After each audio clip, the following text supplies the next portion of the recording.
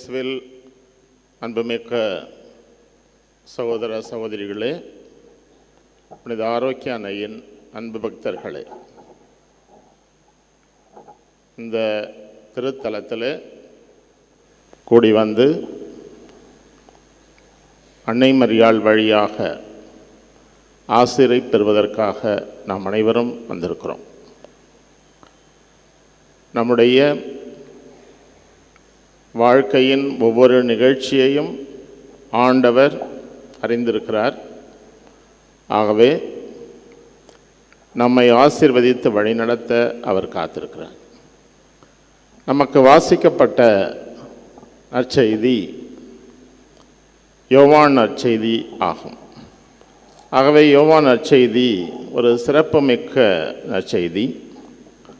அங்கே ஆழமான இறையுறவு, அதற்கும் மேலாக கடவுளை யார் என்று ஆண்டவர் இயேசு அடையாளம் காட்டுகிறார்.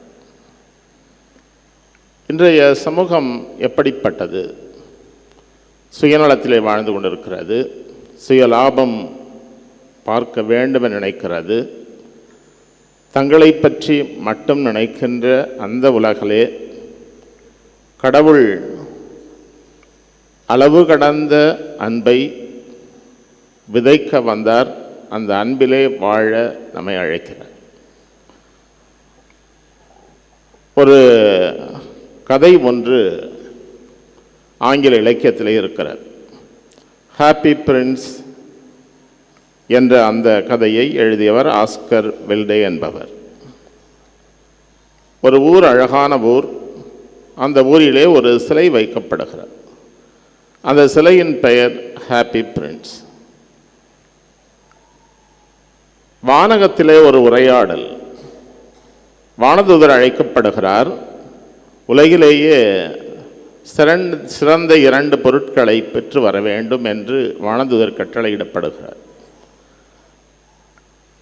இந்த வானதூதர் அலைந்து கொண்டிருக்கிறார். இந்த சிலைக்கு அருகிலே ஒரு குருவி தன்னுடைய அந்த இனத்தை விட்டு, கூட்டத்தை விட்டு இங்கே தங்கிவிடுகிறது. அந்த சிலையை பார்த்து கொண்டே இருக்கிறது. அப்பொழுது அந்த சிலை சொல்லுகிறது, இந்த ஊரில் துன்பப்படுபவர்களெல்லாம் யார் என்று பார்த்து வா. இந்த சிலையானது அழகுபடுத்தப்பட்டிருக்கிறது. அதன் கண்கள் நீலக் கண்களால் பதிக்கப்பட்டிருக்கிறது. உடம்பெல்லாம் பொன் இதழ்களால் அமைக்கப்பட்டிருக்கிறது. ஆகவே இந்த குருவி பார்த்து வந்து சொல்லுகிறது, இவரெல்லாம் துன்பப்படுகிறார்கள். என்னுடைய கண்களை எடுத்துப்போ, என்னுடைய உடலில் இருக்கிற அந்த பொன்னாலான இதழ்களை எல்லாம் எடுத்துப்போ, அவர்களுக்கு கொண்டு போய் கொடு என்று சொல்லுகிறார். எல்லாம் முடிந்து விட்டது. அந்த சிலையினுடைய அழகு போய்விட்டது. இப்பொழுது அவர்கள் அதை தூக்கி போடுகிறார்கள், எரித்து விடுகிறார்கள். ஆனால் அந்த இளவரசனுடைய இதயம் மட்டும் எக்கினால் ஆனது. அது மட்டும் அப்படியே இருக்கிறார். இந்த வானதூதர் பார்க்கிறார். இந்த குருவியும் இறந்து விடுகிறார். இந்த குருவியையும் அந்த இதயத்தையும் எடுத்துக்கொண்டு கடவுளிடத்திலே செல்கிறார் என்று அந்த கதை முடிகிறது.